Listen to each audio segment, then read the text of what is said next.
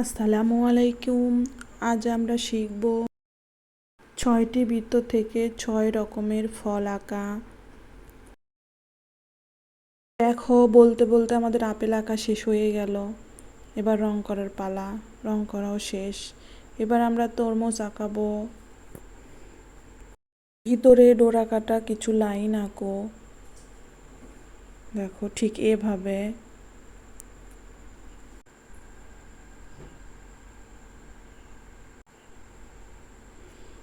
এবার রং করা। সবুজ এবং হালকা সবুজ দিয়ে সুন্দর করে তরমুজটি সাজাও। এবার আমরা কমলা আঁকবো। ভিতরে কয়েকটি ত্রিভুজ আকার কেটে ফালি ফালি করো।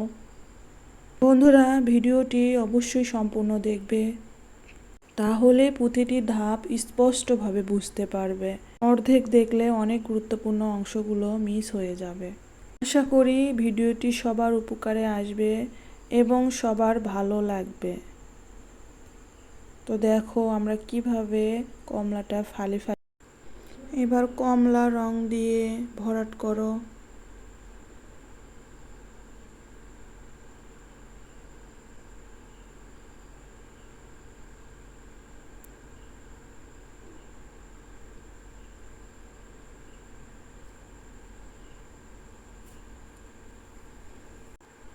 এবার হলুদ রং। দেখো কত সহজে কমলা আঁকানো হয়ে গেল। এবার আরেকটি বৃত্ত থেকে আমরা কিউ ফল আঁকবো। দেখো, খেয়াল করো। এবার মাঝ বরাবর আমরা ছোট ছোট বীজের মতো দাগ দিব।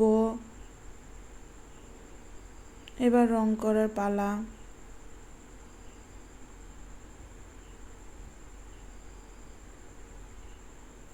বন্ধুরা, আমাদের চ্যানেলে অনেক সুন্দর সহজ সহজ ভিডিও আপলোড করা হয়ে থাকে, তোমরা চাইলে একবার ঘুরে দেখতে পারো।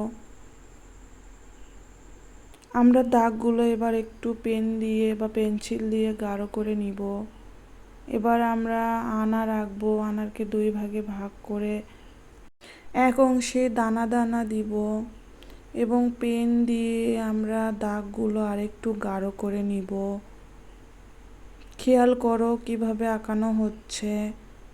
একটু মনোযোগ সহকারে দেখলে তুমি সহজেই আঁকতে পারবা।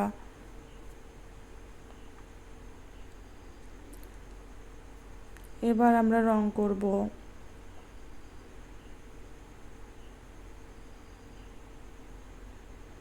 এখানে গাঢ় হলুদ এবং লাল রং ব্যবহার করা হয়েছে। দেখো কত সহজে একটি আনার আঁকানো হয়ে গেল। বৃত্ত থেকে আনারস আঁকবো। দেখো, খেয়াল করো। দেখো কত সহজে একটি আনারস আঁকানো হয়ে গেল। এবার আমরা রং করব।